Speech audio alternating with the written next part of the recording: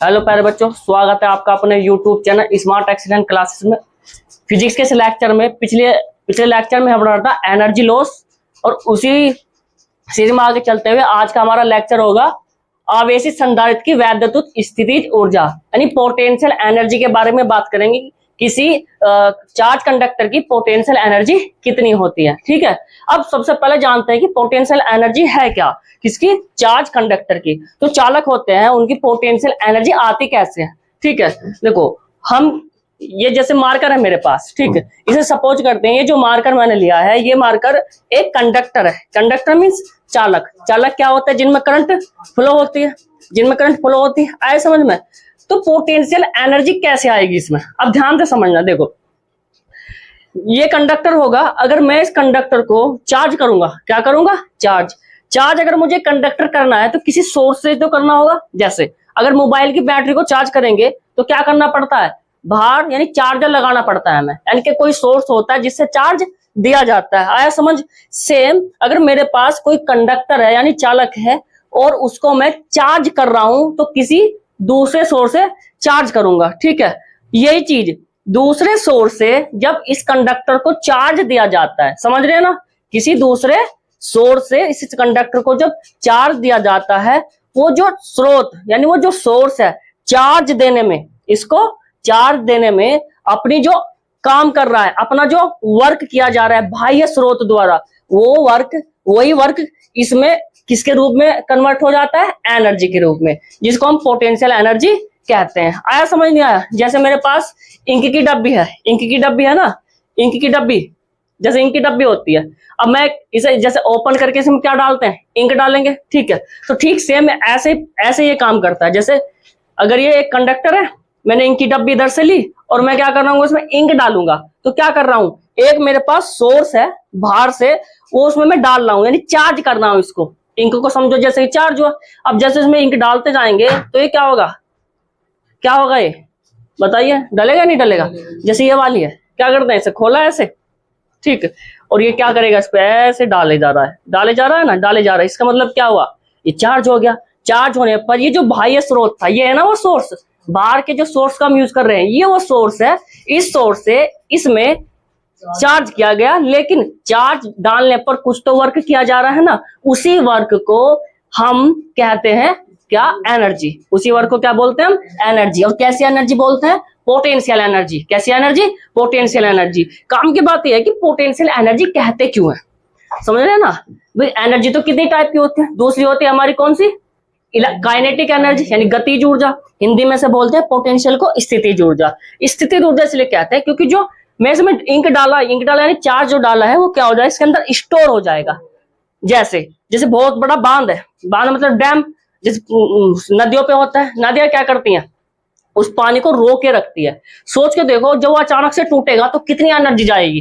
ठीक है, जैसे घड़ी होती है ना, चाबी भरने वाली घड़ी, चाबी भरते जाते हैं, तो क्या होगा बताइए? चाबी भरने पर फिर उसको छोड़ देते हैं, अब धीरे धीरे वो एनर्जी रिलीज होती जाती है और हमारी जो सुई होती है वो घूमती जाती है। ठीक है, जैसे बचपन में हम खिलौने लाते हैं, लाया खिलौने, जब हम छोटे से थे तो चाबी भरने वाला खिलौना लाते, ऐसे उस चाबी भर रहे हैं, ऐसे घुमा के चाबी, अब फिर क्या कर दिया, उसको छोड़ दिया, और छोड़ने पे क्या होगा, वो कुछ दूरी तक चला जाएगा। उसके बाद कब तक जाएगा? जब तक जो हमने ऐंठन दी है, वो जो एनर्जी स्टोर करी है, वो जाते जाते रिलीज हो जाती है, खत्म हो जाती है। ठीक है, तो जब सबने चलाया ना खिलौना, वो चाबी भरने वाला, तो जैसे ये कि वो खिलौना है और मैं वो जो सोर्स हूँ बाहर वाला, मैं काम कर रहा हूँ, उस पर कर रहा हूँ ना, मैं कुछ वर्क कर रहा हूँ ना, वो जो वर्क कर रहा हूँ वो कन्वर्ट हो जाता है किसमें? एनर्जी में। कौन सी एनर्जी में? पोटेंशियल एनर्जी में। समझ में आया बढ़िया से? कोई दिक्कत है यहाँ तक? ठीक है, तो यहां से समझते हैं। देखो, किसी आवेशित संधारित्र की वैद्युत स्थितिज ऊर्जा यानी पोटेंशियल एनर्जी, किसी चार्ज कंडक्टर की पोटेंशियल एनर्जी उसे चार्ज करने में, समझ में आ रहा? उसे आवेशित करने में यानी उसको चार्ज करने में बाहर जो सोर्स लिया हमने, क्या लिया? बाह्य स्रोत द्वारा किए गए कार्य के रूप में संचित हो जाती है। यानी जो जितना मैंने चार्ज देने में कार्य किया ना, जितना भी मुझे वर्क लगा है, वो इक्वल हो जाता है किसके?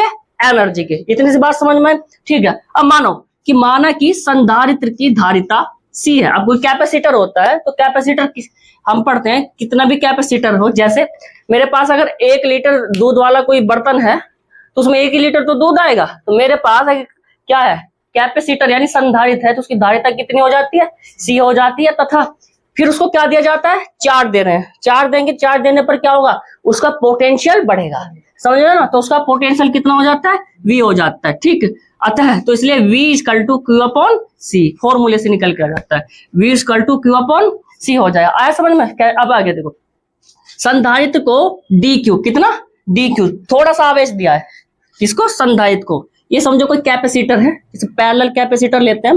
पैरेलल कैपेसिटर कैसे बनता है, पैरेलल कैपेसिटर कैसे बनता है, ये X होती है और ये Y होती है। आया ना समझ बढ़िया से, ठीक है। इधर प्लस Q चार्ज दिया जाता है, उधर कैसे चार्ज आ जाता है, माइनस चार्ज आ जाता है, ठीक है। तो मैं क्या कर रहा हूं, अगर मेरे पास पैरेलल कैपेसिटर है, संधारित्र है, इसे मैंने थोड़ा सा dQ चार्ज दिया, कितना दिया, dQ चार्ज दिया, तो dQ चार्ज देने में तो मैंने कुछ कार्य किया होगा ना, तो मैं कह रहा हूं कि भाई जब मैंने dQ चार्ज दिया है तो उसके लिए भी मैं dQ वर्क कर रहा हूं। D का मतलब होता है स्मॉल चार्ज, थोड़ा सा चार्ज, थोड़ा सा चार्ज दिया तो थोड़ा ही कार्य हुआ, इजी है। तो dW कितना हो जाएगा, V equal to V into dQ। कैसे हुआ, हमने फॉर्मूला पढ़ा था कि V equal to W upon Q होता है, ये तो पढ़ते हैं। V इक्वल टू कितना होता है, W अपॉन Q, तो इसलिए W इक्वल टू कितना हो जाएगा, V इंटू Q। आया समझ, यहां से आ जाता है। तो dW थोड़ा सा वर्क Q हुआ, क्योंकि dQ चार्ज दिया गया है, समझ में आया, और ये पोटेंशियल इंटू पोटेंशियल, तो कितना बना, dW इक्वल टू V की वैल्यू कितनी होती है, Q upon C, V equal to कितना होता है, Q अपॉन C पढ़ते हैं। आया समझ, इंटू dQ। ये किसके, ये जो वर्क आया है कितने के लिए करके आया, स्मॉल चार्ज के लिए, किसने के लिए, स्मॉल चार्ज के लिए, समझ आया बढ़िया से। अब आगे देखो क्या रहा है, कुल आवेश यानी कि टोटल चार्ज देने पर, कंप्लीट चार्ज देने पर, तो कितना होगा, W मान लेंगे, D स्मॉल के लिए और W किसके लिए, टोटल के आता है।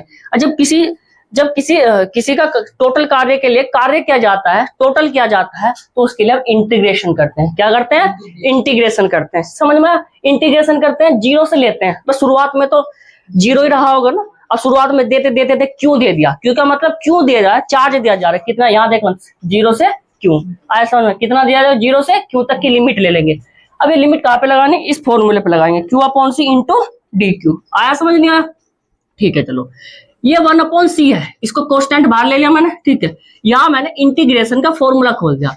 ये फॉर्मूला क्या होता है, देखो जब भी हम किसी वैल्यू की, जैसे x की पावर n है, कितने है, x की पावर n है, उसका इंटीग्रेशन करते हैं विद रेस्पेक्ट टू x में, तो कितना होता है बोलो, x की पावर n प्लस 1 अपॉन के 2 हो जाता है। समझ में आया, नहीं समझ में आया, x की पावर n प्लस 1 प्लस के बाई 2 हो जाता है, ठीक। अब देखो ये 1 अपॉन C है, यहां से 2 निकल जाएगा तो 2C हो जाता है, ठीक। अब लिमिट लगाते हैं, लिमिट क्या आती है, सबसे पहले अपर लिमिट लगाइए, उसके बाद लोअर लिमिट लगाइए। लिमिट कैसे रखे, जैसे Q स्क्वायर है, इस Q को यहाँ पर, इस Q को यहाँ रखेंगे ना, तो कितना हो जाएगा, Q स्क्वायर हो जाएगा, माइनस जीरो को जब Q की वैल्यू रखोगे तो कितना आ जाएगा, ये 0 आ जाएगा। आ गया समझ, तो हमारा टोटल वर्क कितना निकल के आया, 1 upon 2C into Q square, और वर्क की यूनिट कितनी होती है, जूल, वर्क यूनिट कितनी होती है, जूल, ठीक। आया समझ। अब नेक्स्ट करते हैं, नाउ W इक्वल टू, हम जानते हैं, देखो W equal to 1 upon 2C हो गया, लेकिन Q बराबर कितना होता है, यहां से निकाल लेना, Q बराबर कितना हो जाएगा, C की वैल्यू में Q बराबर हो जाएगा VC, Q बराबर कितना होता है, VC। इस Q की वैल्यू यहाँ पे रखोगे तो V स्क्वायर हो जाएगा, C स्क्वायर हो जाएगा, हो गया ना, V स्क्वायर हो गया, C स्क्वायर हो गया। उसके बाद W इक्वल टू, देखो C स्क्वायर, ये C, एक C से C कैंसिल आउट हो जाएगा, तो क्या बचेगा, 1/2C V स्क्वायर। समझ आया बढ़िया से, कोई दिक्कत है।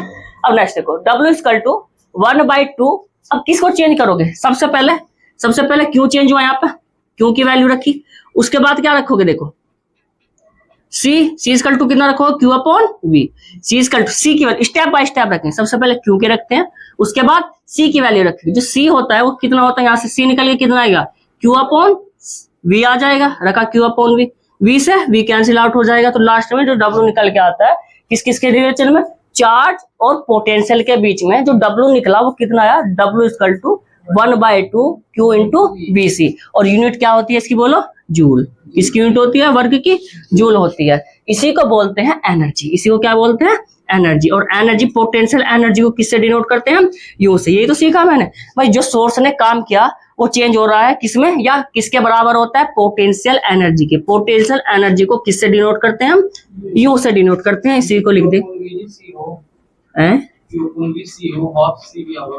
कहाँ पे, ये वाला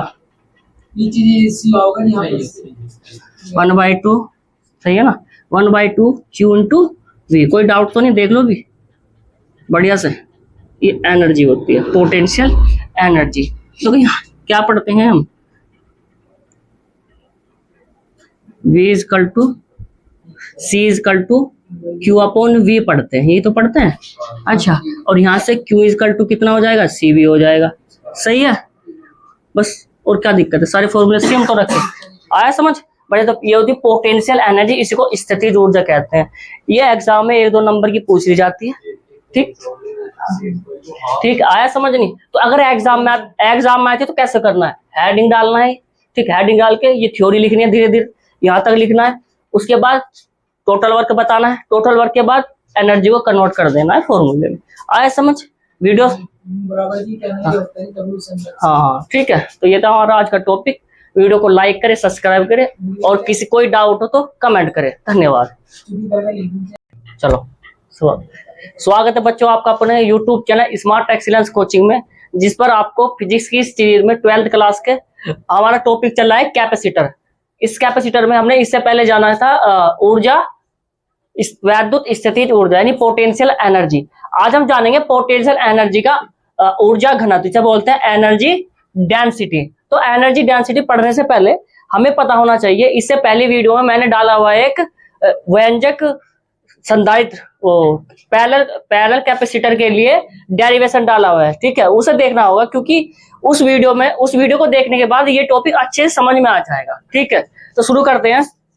सबसे पहले 2 चीज जानेंगे, एक होता है पैरेलल प्लेट कैपेसिटर। ठीक है, सबसे पहले पैरेलल प्लेट कैपेसिटर को ऐसे देखते हैं। देखो, इधर से +Q आवेश दिया जाता है।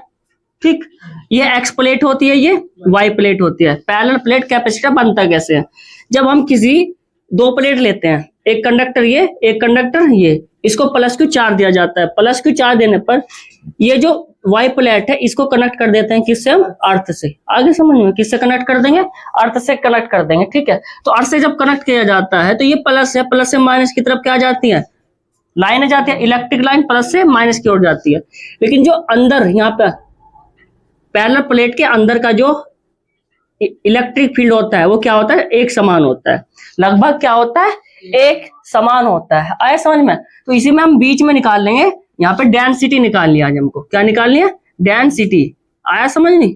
और कैसी डेंसिटी निकाल लिया, एनर्जी डेंसिटी। कैसी डेंसिटी निकाल लेंगे, एनर्जी डेंसिटी निकालते हैं। ठीक है, तो इसमें थोड़ा सा पढ़ लेंगे। पहले कह रहा है कि आवेशित संधारित्र में, ये कोई संधारित्र पैरेलल प्लेट में वैद्युत स्थितिज ऊर्जा यानी पोटेंशियल एनर्जी क्या होती है, पोटेंशियल एनर्जी क्या होती है इसको समझो। जब हम कैपेसिटर की बात करते हैं ना, संधारित्र की, तो जो पोटेंशियल एनर्जी होती है वो अंदर जितना इलेक्ट्रिक फील्ड होता है, समझिए ना, जितना अंदर यहाँ इलेक्ट्रिक फील्ड होता है उसी के रूप में होती है। क्या होती है, उसी के रूप में होती है। अच्छा समझ में नहीं आया, दोबारा से समझो। देखो ये मैंने पैरेलल कैपेसिटर बनाया है, समझ में। पैरेलल कैपेसिटर कैसे बनता है, एक चालक इधर होता है, एक चालक इधर होता है। इस चालक को +Q चार्ज दिया जाता है और इस पे नेगेटिव चार्ज आ जाता है। ठीक है, और हम ये पढ़ते हैं कि भाई जब हमारा जो चार्ज प्लस से माइनस की तरफ जाएगा तो अंदर क्या आ जाएगा, हमारा इलेक्ट्रिक फील्ड आ जाएगा। वो जो इलेक्ट्रिक फील्ड E है वो ही किस रूप में आ जाता है, पोटेंशियल एनर्जी के रूप में। समझ में आया कैसे आ जाएगा, पोटेंशियल एनर्जी के रूप में अंदर आ जाता है, उसी को कहते हैं। ठीक है, अच्छा जी, जब ये कैपेसिटर आपने बना है बढ़िया से, ये वाला कैपेसिटर, ठीक है, तो ये यहाँ पे भी कुछ इलेक्ट्रिक फील्ड होगा। यहाँ देखो बोर्ड पर, यहाँ पे भी कुछ इलेक्ट्रिक फील्ड होगा, यहाँ भी इलेक्ट्रिक फील्ड होगा, यहाँ भी इलेक्ट्रिक फील्ड होगा, यहाँ भी इलेक्ट्रिक फील्ड होगा। तो एक वर्ड लिखा है मैंने, प्रति एकांक आयतन। क्या लिखा है, प्रति एकांक आयतन। ठीक है, अच्छा आयतन क्या होता है, आयतन किससे कहेंगे, आयतन एक ऐसी लेंथ होती है ना, 3 डायमेंशन। 3 डायमेंशन मतलब जिसमें क्या होगा, लंबाई यानी कि लेंथ होगी, उसके बाद विड्थ यानी चौड़ाई होगी, और एच मतलब हाइट होगी। तो उसी से बनता है हमारा आयतन। इंग्लिश में इसको वॉल्यूम बोलते हैं। क्या बोलते हैं? वॉल्यूम। तो ये कह रहा है कि भाई पूरे लंबाई पे भी, चौड़ाई पे भी और ऊंचाई पे भी, तीनों पॉइंट पे, यानी कि इसको पूरी जो शेप बनी हुई है ना, इसी पूरी शेप को घेरते हुए प्रति एकांक आयतन में संचित वैद्युत स्थितिज ऊर्जा को, यानी इसके एक एक पॉइंट पर जो पोटेंशियल एनर्जी है, समझ रहे हो ना, पोटेंशियल एनर्जी है इस एक पॉइंट पर, इस एक पॉइंट पर, वो एनर्जी को संधारित्र का ऊर्जा घनत्व कहते हैं। समझ में आया नहीं? दोबारा समझाऊं? ठीक है, दोबारा समझो, एक बार और समझो। देखो यहाँ पे जैसे ये है, मान के चलो ये वाटर से भरा हुआ है। किससे भरा हुआ है? वाटर से भरा हुआ है। समझ में आया ना? जब वाटर से भरा हुआ है, कोई डब्बा है, इस डब्बा जब वाटर से भरा हुआ है तो यहां तक जाएंगे तो भी वाटर मिलेगा, यानी कि चौड़ाई में जाएंगे, विड्थ में जाएंगे। ठीक है, ये लंबाई होती है इसकी, है ना। आप लंबाई पे जाओगे किनारों को तो भी वाटर मिलेगा। दूसरा, यहाँ से मिड पॉइंट समझो, गिलास है, ऊपर को ऐसे चलते जाओगे, ऐसे कूद के ऊपर को जाओगे स्विमिंग पूल में से, तो भी तो पानी मिलेगा। तो ये कहेंगे भाई इसके प्रति एकांक आयतन पर, प्रति एकांक आयतन पर, प्रति एकांक आयतन का मतलब क्या हुआ, इसके लंबाई पर, विड्थ पर और हाइट पर, एक एक पॉइंट पर जो पोटेंशियल एनर्जी है, जो वैद्युत स्थितिज ऊर्जा है, होगी ना, वैद्युत स्थितिज ऊर्जा, पोटेंशियल एनर्जी होगी ना, इससे पहले चैप्टर में हमने पढ़ा था, वो जो एनर्जी है उसी को संधारित्र का ऊर्जा घनत्व कहते हैं। क्या बोलते हैं? एनर्जी डेंसिटी कहते हैं। समझ में आया कि नहीं? एनर्जी डेंसिटी कहते हैं। ठीक, अब आगे चलो। हमारा हम जो यूज कर रहे हैं उसे यूज कर रहे हैं हम पैरेलल प्लेट को। ये पैरेलल प्लेट सेम ऐसे बन रही है बार बार। ये प्लस क्यू चार्ज हो गया, इधर यहाँ माइनस क्यू चार्ज हो गया। ठीक है, इसको कनेक्ट कर दिया किससे? अर्थ से। ठीक है, अब ध्यान से समझना। ठीक है, घनत्व। ठीक है, देखो ये प्लस और ये हो गया माइनस। ठीक, यहाँ ये कंडक्टर होता है। क्या होता है? ये कंडक्टर। इस कंडक्टर का कुछ ना कुछ एरिया होगा ना, एरिया। समझ में आ रहा हो? ये जो दो प्लेट लिए है मैंने, इनका एरिया होगा ना, कोई तो एरिया होगा।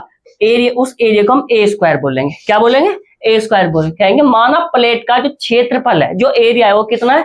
ए स्क्वायर है। और बीच की दूरी हमेशा कितनी लेते हैं? इसके बीच की दूरी कितनी लेते हैं हम? प्लेट के बीच की दूरी होती है डी, और वो भी किस में लिए? हमने मीटर में लिए। कितने में लिए? मीटर में। ठीक है, डी मीटर है, मीटर मतलब एम, डी मत सोच लेना, मीटर। ठीक है, डी मीटर है। तथा माध्यम का जो पैरावैद्युतांक है, जो डाई इलेक्ट्रिक है, वो कितना है? के है। अतः जो हमारी कैपेसिटेंस होती है, जो धारिता होती है, ये फॉर्मूला कहां से है? देखो, अभी हम लोग C इक्वल टू पढ़ते हैं, C इक्वल टू पढ़ते हैं हम अपना Q अपॉन के V पढ़ते हैं। ठीक है, लेकिन ये जो आई है, ये वाली वैल्यू, ये वैल्यू इससे पहले वाले लेक्चर में मैंने पढ़ाया हुआ है। पैरेलल प्लेट के लिए व्यंजक, पैरेलल प्लेट के लिए व्यंजक, यानी समांतर प्लेट संधारित्र के लिए व्यंजक होता है। ये वाला उस लेक्चर से देख लेना, ये वहां से उठा के लास्ट में इसी कैपेसिटेंसी निकाली हुई है, धारिता निकाली हुई है, जो कितनी होती है? C इक्वल टू के एप्सिलॉन नॉट A अपॉन के D हो जाती है। ठीक है, उसके बाद हमें जानते हैं कि भाई जो वैद्युत स्थितिज ऊर्जा है, पोटेंशियल एनर्जी है, वो होती है 1/2 इंटू CV स्क्वायर। कितनी होती है? 1/2 CV स्क्वायर। आया समझ में? अब यहाँ से ये वाली, ये C की वैल्यू, ये वाली वैल्यू यहाँ से यहाँ उठा के रखते हैं। कितना रखा? 1/2 के एप्सिलॉन नॉट A अपॉन के D हो गया। ये कितना चल रहा था? V स्क्वायर हो गया। आया ना समझ? अब ये वाला स्टेप बड़ा इंपॉर्टेंट है, ध्यान से समझना। देखो मैं क्या किया, नीचे D था ना, D क्या है? डिस्टेंस है। डिस्टेंस किसके बीच की दूरी? प्लेटों के बीच की दूरी। एक D से नीचे और एक D से ऊपर मैंने मल्टीप्लाई कर दी। एक D से नीचे और एक D से ऊपर मल्टीप्लाई कर दी। ठीक है, तो ये क्या हुआ? हाँ, ये जो होता है, ये V स्क्वायर अपॉन कितना हो जाएगा? ये D स्क्वायर हो जाएगा। आया समझ नहीं? ये कितना हो जाएगा? ये V square upon D square हो जाता है। ये वाली value V square upon D square हो जाता है। और चूंकि यहां से लिख लेना स्टेप बाय स्टेप कि V अपॉन D कितना? V अपॉन D बराबर होता है इंटेंसिटी, यानी कि इलेक्ट्रिक इंटेंसिटी के।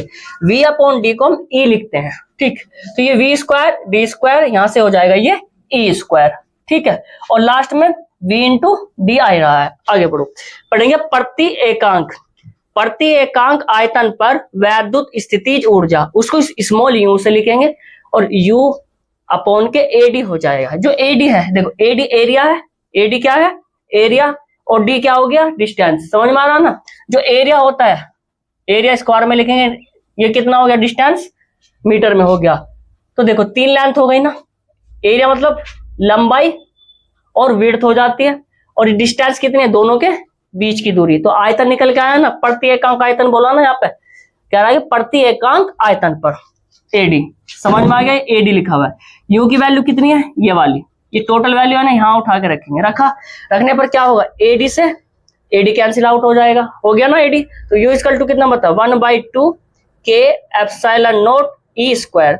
तो 1/2 K epsilon naught E square joule पर मीटर क्यूब होता है। ये निकल के आती है हमारी ऊर्जा घनत्व, जिसे बोलते हैं एनर्जी डेंसिटी। इंपॉर्टेंट होता है फॉर्मूला, ठीक है, अच्छे से समझना।